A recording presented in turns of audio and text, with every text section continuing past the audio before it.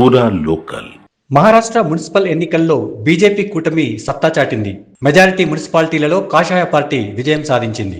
దేశవ్యాప్తంగా అందరి దృష్టి కేంద్రీకృతమైన బృహన్ ముంబై మున్సిపల్ కార్పొరేషన్లో బీజేపీ షిండే శివసేనల కూటమి ఆధిక్యం కనబరిచింది.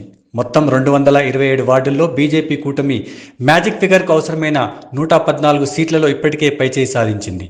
ఎగ్జిట్ పోల్స్ చాలా వరకు ముందే బీజేపీ కూటమి విజయాన్ని ఖరారు చేశాయి. ముంబైలో ఎన్నికలు ఈసారి ఎప్పుడూ లేనంతగా ఉత్కంఠభరితంగా సాగాయి.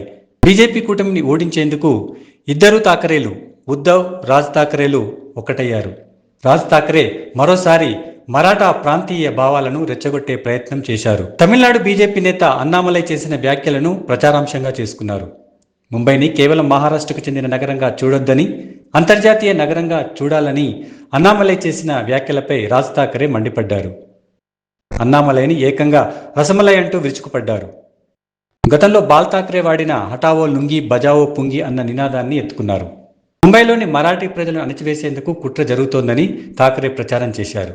అయితే ఠాకరే ఎంతగా ప్రాంతీయ భావాలను జనంలోకి తీసుకెళ్లాలని ప్రయత్నించినప్పటికీ బీజేపీ వ్యూహం ముందు అవేవి ప్రయత్నించలేదు. ఇద్దరు ఠాకరేలను ఓటర్లు తిరస్కరించారు. ముఖ్యమంత్రి దేవేంద్ర ఫడ్నవీస్ పాలనకు పట్టం కట్టారని చెప్పొచ్చు.